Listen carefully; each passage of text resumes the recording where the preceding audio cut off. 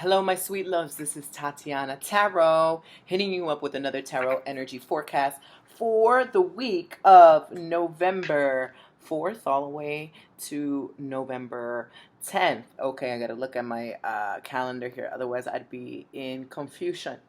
Anyway, I'm so excited to hit you guys up this week. I'm going to really try and make this as consistent as I was years ago.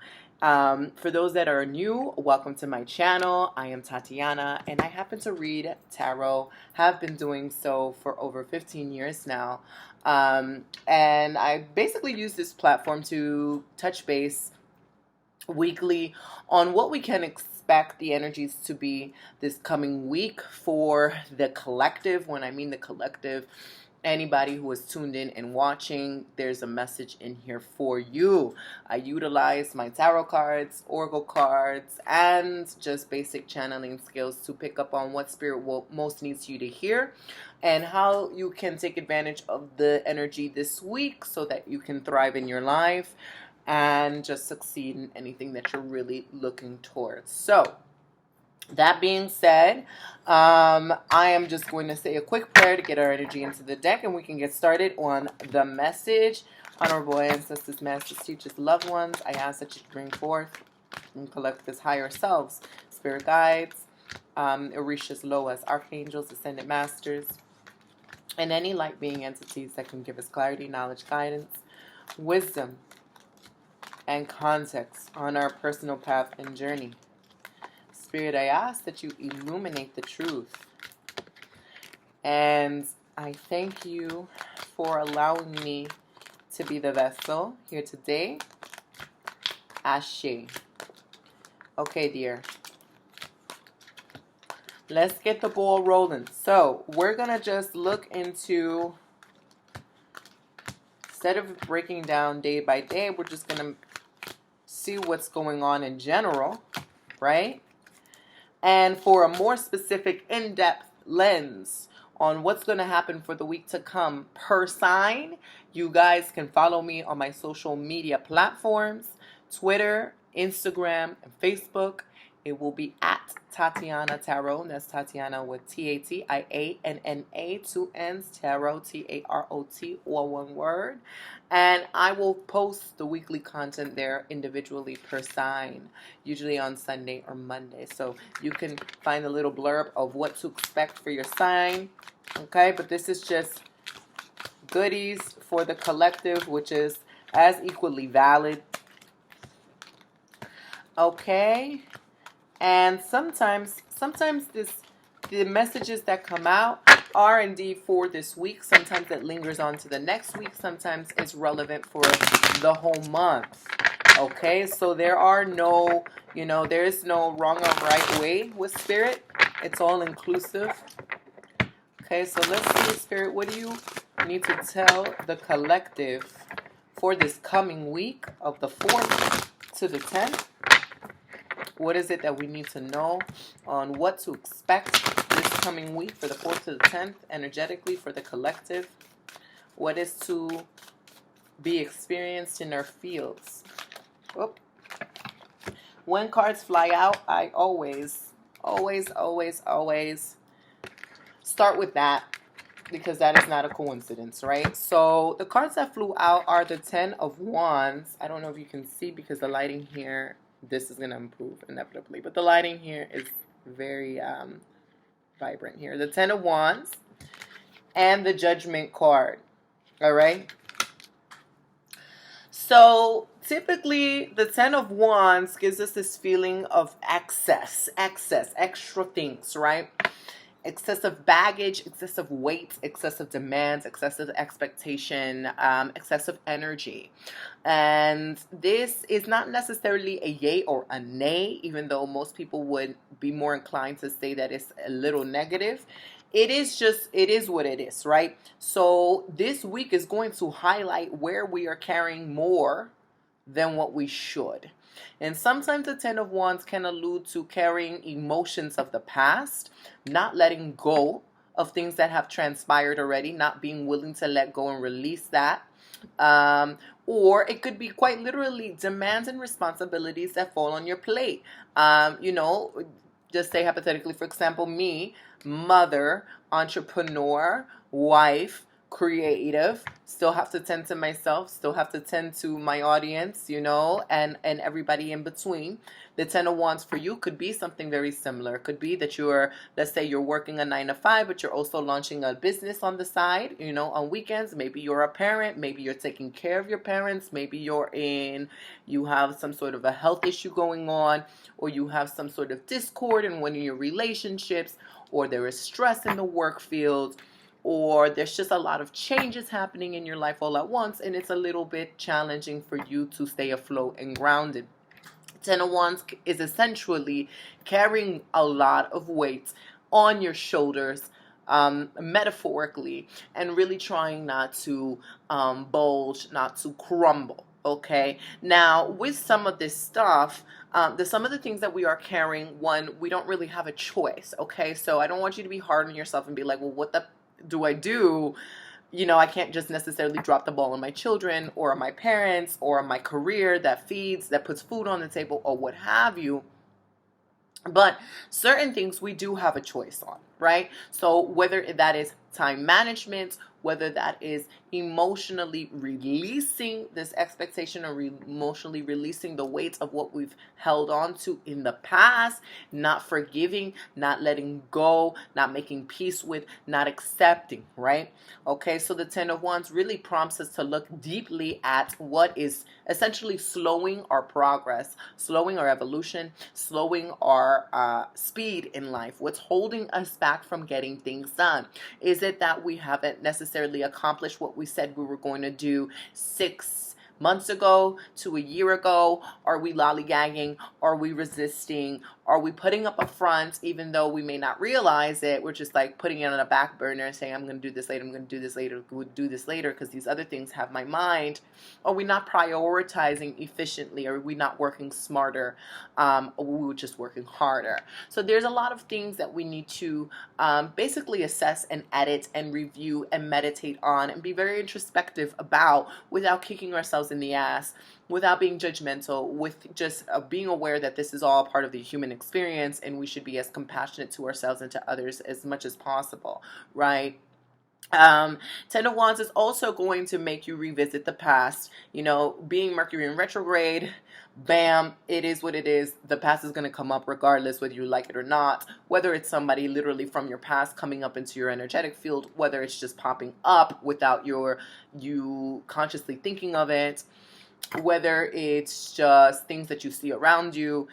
The 10 of Wands could be saying there's something here that you need to just make peace with, let go of, harboring resentment, harboring some sort of longing towards somebody that no longer serves you, harboring toxicity, the what ifs, or if I, or, should I, things of that nature, which Spirit is just basically having you to reassess and see how can you make this weight lighter on yourself, and how is this weight, in whatever form it is representing in your life, how is it affecting you? Is it slowing you down? Is it affecting your self-esteem? Is it really stopping you from getting other things done? Is it distracting you from what's really important? These are things that you need to be aware of. Now, we're also getting the Judgment card, which represents a major arcana card. I will have to do a video on, distinguishing the majors versus the minor arcanas. But in a nutshell, major arcana cards are the archetypal themes that we see in the tarot cards, such as the Death card, the Sun card, the Empress, the Emperor, the World, the Lovers. The anything usually has a major arcana attachment to it, as opposed to numerical or court cards that have like the Two of Cups, Eight of Wands, eight of Swords, Nine of Pentacles, the Page of Cups, all that stuff. That is the minor arcana card. Here we're talking about the major arcana card, and major arcana cards focus on archetypes. They focus on major themes that are playing out for the collective and independently in your own life, okay? So the Judgment being one of those cards, it is talking about massive changes occurring, right? And which is, it's like you hear that all the time. It's a time for transformation, and it's a time for great change. Judgment is very much kind of like the reckoning in, as it's said with biblical themes. The reckoning is so much as, you stepping up to the plate, because it is now time for you to pass go, collect your coins, and evolve to the next level. But before you could do that, there is a judgment happening. There is did you learn the final lessons that you can learn before you enter 2020? Were you able to integrate these lessons? Not only just accept and be like, okay, I went through that, but has it really changed you internally? Have you processed it? Have you properly grieved? Have you properly accepted it? Have you properly integrated the wisdom so that you don't repeat the same mistakes, or use this as a stepping stone to make lemonade out of lemons, or what have you? Have you turned in your homework, right? So when people get this card, I usually tell them it is like the universe or the cosmos or your honorable ancestors and you guys being like, it's time for you to turn in your homework, because if you don't turn your homework, you can't graduate. You're going to have to repeat this lesson over and over again, or repeat this experience. So the judgment may not always be the easiest card, because there's something in there that could be a little rough and hard to chew before we make it through to the other side. I liken this card to those video games where you reach that hard level and you've got to beat the massive boss who's either scary or just has like 18 million weapons, and you just have this one little stick, and it's like, how do I fight this monster, right? And then you got to apply all these combination moves that you've been doing for all the levels before, and find the monster's weakness to overcome and collect your coins and get onto the next level. So it's kind of like that. And in this sense, the monster may be something internally that you've been resisting, could be something toxic that's playing out in your life, an individual, an energy, a circumstance, or an environment, or a combination of all of the above. But regardless of what it is, judgment is saying, essentially, you've come up to the final level, the final chapter. So you are very keen on what it took to get there. You are very keen on how it has stopped you from getting there. And now it's your final task. And generally, people who receive the judgment know what they need to do. Whether it's just simply, I got to accept this situation. And once you fully accept it without pushing against it, resisting it, and trying to change things, that's when you're able to successfully graduate. Or whether it is, I gotta leave something behind, or I have to change my ways, or I need to take action in another direction, what have you. There's something that you need to do, you need to accept in order to make it through to the next round. To see the Ten of Wands in front of the judgment is like, whatever this is that you need to accept or need to deal with, it has placed tremendous weight on you. And this weight is not allowing you to be your full self. It's not allowing you to be your most authentic self. It's not allowing you to thrive. It's actually just putting a lot of pressure that is not fair on you, but also is something that you have, whether it's consciously or subconsciously, you've accepted it. You've accepted the weight. You either have not placed firm boundaries to protect yourself from accepting the weight.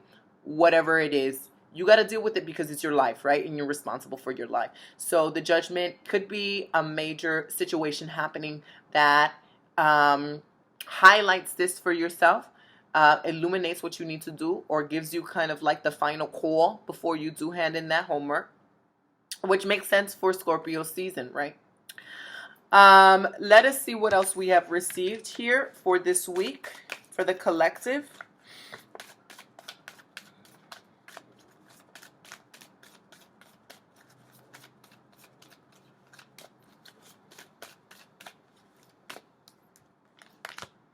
We're getting the Lover's card, the Fool, and the Page of Cups. Again, major arcana cards. Lovers, the Fool, Page of Cups. So the Lovers, not always not always deals with romance. It doesn't always deal with romantic partnership. It doesn't always deal with, um, bliss. What it does highlight is relationships in general. Finding balance in these relationships, finding the middle ground in these relationships, seeing if these relationships are fair to you or not, seeing if these relationships are really going to help you evolve or not. So the lovers could be that this is a time for you to make space and to hold space for new people to enter your life. Okay. It could be a time, whether it's romantic, whether it is platonic with business or new family members. There seems to be kind of like a birth happening where newness is arriving. And lovers has a tendency to bring in the right people that are either going to teach you something about, either going to help you succeed in getting something accomplished, or going to teach you something very valuable about yourself. So partnership deals a lot with harmony, equal balance in the weight, give and take. You want to reflect on your relationships, of all kinds. Is this serving me? Am I serving this relationship? Do I have what it takes to serve this relationship? If not, maybe I need to communicate that. Maybe I need to hold space. Maybe I need to let go, and vice versa.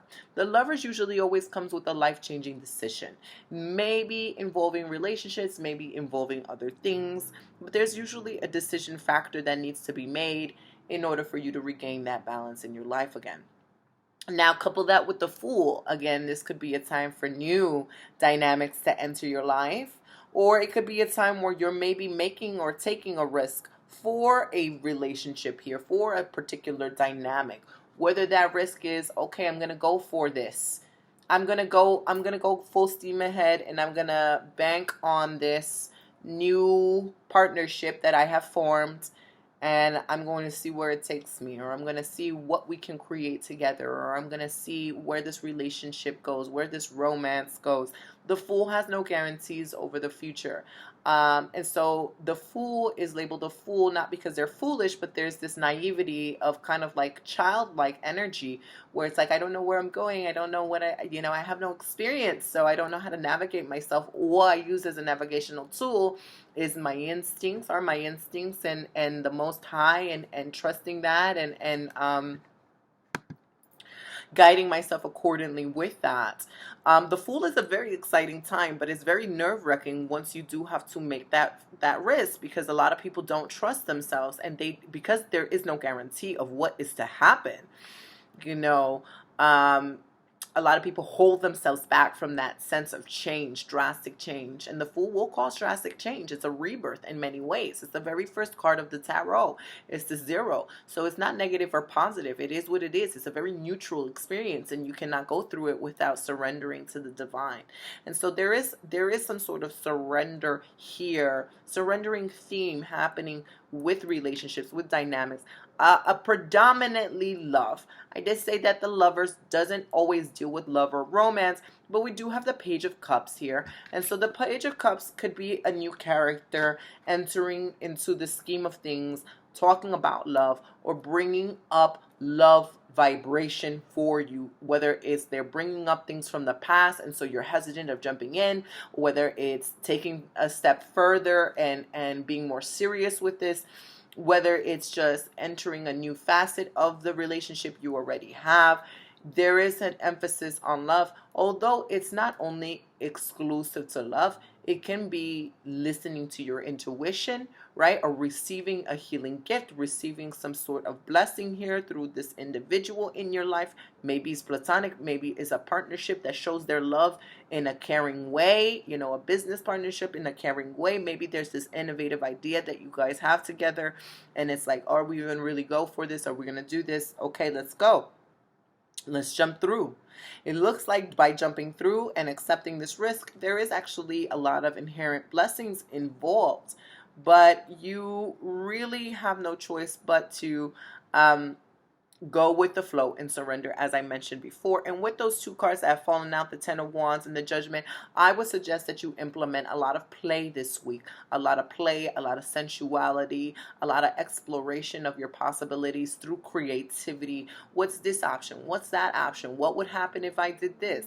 What would happen if we did this? What would happen if I just, experiment, followed my intuition this week? What if I would just, spend 30 minutes drawing, dancing, writing, creating? There's a very strong creative factor here. It's almost like you're emptying yourself to be filled with more meaningful energy here.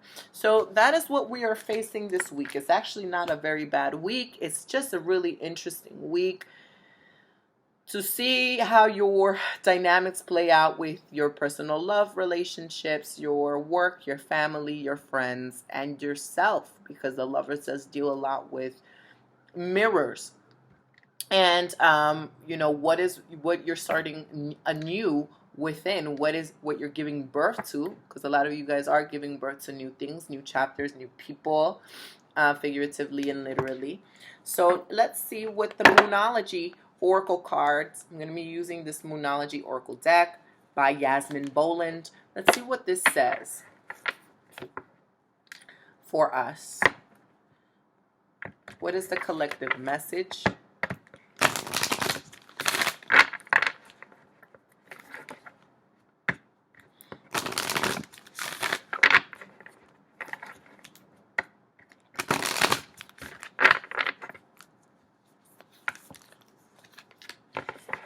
The energy is gaining momentum, actual and factual, because I think we're about to enter a full moon, right? The energy is gaining momentum, waxing moon. During the waxing moon cycle, hope springs eternal. This card is a very positive omen, indicating that you can create the reality you're dreaming of, though it will take some work and you're not quite there yet. This is a time of energies rising up. Emotions are building too. Where do you want to go, and do you believe you can get there? Either you can just keep meditating and focusing on your desired outcome, or you can make the courageous commitment to take more practical steps towards your goals. Whichever you decide, you are most certainly on the right track. Attuned to the moon. I know I am headed in the right direction. Additional meanings for this card. The situation is full of potential. Your dream can come true. More effort is yet required. Are you willing to give it? Review your goals and ensure you're still committed. Keep moving forward. The teaching. The waxing cycle is the period of the lunar from the new moon to the full moon, and during this time the moon appears to be slightly bigger and rounder every night. This is a very empowered and empowering time, and this is a very promising card. It suggests now is the time to make plans and to act on them, no matter when you actually pull the card. Ashe, what a lovely message. Beautiful, beautiful, beautiful. Okay, folks, thank you so much for tuning in. Should you be interested in a book reading with me, Akashic Record or Tarot, my books are officially closed because I am focusing on some personal projects, but I can fit you in. I can work to fit you in, so you can send me an email at hello@tatiannatarot.com and stay tuned for my exclusive membership that is going to open up soon for you guys. Bye.